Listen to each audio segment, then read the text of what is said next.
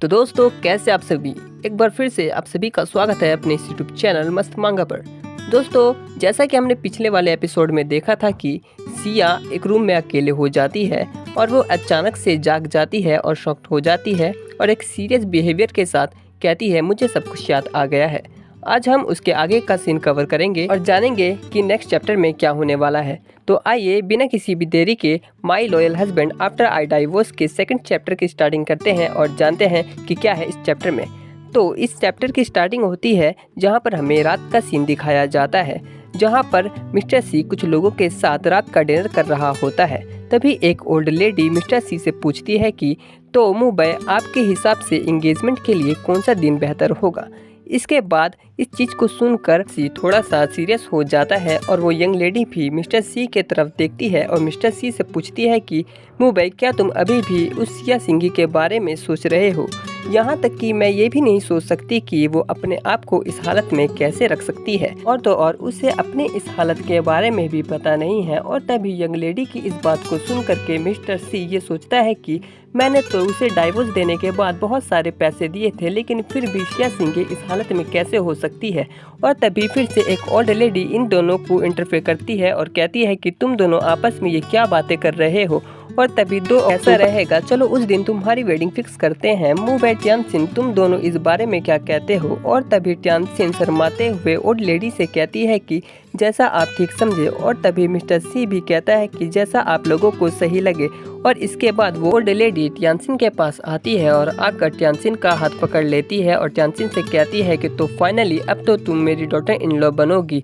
ट्यानसिन थोड़ा सा शर्माती है और खुश होकर कहती है हाँ आंटी बिल्कुल, अब हम फाइनली एक फैमिली बनने वाले हैं। ट्यानसिन के इतना कहते ही वहाँ पर बैठे एक बच्चे के हाथ से गिलास गिर जाता है और तभी वो बच्चा ट्यानसिन की तरफ गुस्से से देखकर कहता है नहीं तुम नहीं। उस बच्चे के इतना कहते ही सामने बैठी ओल्ड लेडी उसे डांटती है और कहती है कि शॉलिन, तुम हमेशा से इतने लापरवाह कैसे हो सकते हो। तभी ट्यानसिन टिश्यू उठाती है और शॉलिन के पास जाकर कहती है कि चलो कोई बात नहीं, मैं इसे साफ कर देती हूँ। और तभी शॉलिन नाराज हो जाता है और ट्यानसिन से गुस्से से कहता है कि मुझे टच मत करना, और इतना कहकर मिस्टर सी के गोद में चले जाता है। और तभी ट्यानसिन शॉक्ड हो जाती है और दूर हटकर खड़ी हो जाती है और सोचती है कि अब इसे क्या हुआ। तभी मिस्टर सी कहता है कोई बात नहीं, मैं इसे वॉशरूम में ले जाता हूँ। और इतना कहकर मिस्टर सी शॉलिन को वॉशरूम में ले जाता है और उसे टिश्यू देकर गुस्से से पूछता है कि अब तुम्हें क्या हुआ। मैं नोटिस कर रहा हूँ कि मुझे तुम्हारा मूड कुछ ठीक नहीं लग रहा है, क्या बात है, अगर कोई प्रॉब्लम है तो मुझे बताओ। शॉलिन गुस्से से मिस्टर सी की तरफ देखता है और मिस्टर सी से कहता है कि मुझे आंट चू पसंद नहीं है। तभी मिस्टर सी भी मनी मन सोचता है कि मेरे दिल में भी मिस्टर चू ट्यानसिन के लिए कोई फीलिंग नहीं है, लेकिन वो शॉलिन का बहुत अच्छे तरीके से ख्याल रख सकती है, और तो और मॉम भी उसे पसंद करती है। और अगर ऐसी कोई लड़की हो जिससे मुझे शादी करनी चाहिए तो इसके लिए बिल्कुल परफेक्ट होगी। और तभी इतना सोचते ही मिस्टर सी शॉलिन से प्यार से पूछता है कि लेकिन तुम आंट चू को पसंद क्यों नहीं करते। तभी शॉलिन चिल्लाते हुए मिस्टर सी से कहता है कि क्योंकि वो बस मेरे साथ अच्छे होने का दिखावा कर रही है, ताकि वो आपको ये दिखा सके कि वो मेरी बहुत अच्छे से परवाह करती है और वो बस एक मुझे टूल की तरह इस्तेमाल कर रही है। तभी मिस्टर सी शॉलिन को डांटते हुए कहता है कि तुम इतने ज्यादा रूड क्यों हो। तभी शॉलिन अपसेट हो जाता है और मिस्टर सी से कहता है कि हाँ मैं तो ऐसा ही हूँ।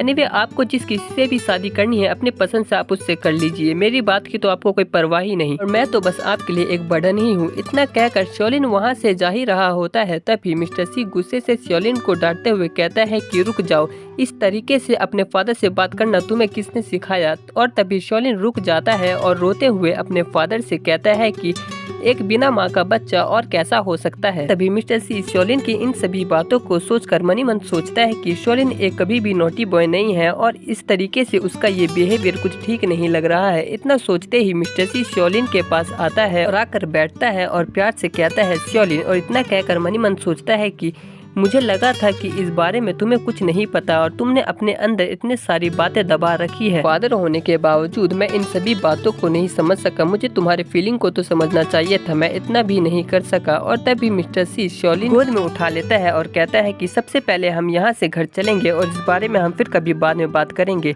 और तभी वो दोनों यहाँ से जाने ही वाले होते हैं कि इतने देर में मिस्टर सी के पास एक फोन कॉल आता है और जैसे ही मिस्टर सी फोन उठाकर हेलो कहता है वो शॉक्ड हो जाता है और कहता है क्या हुआ।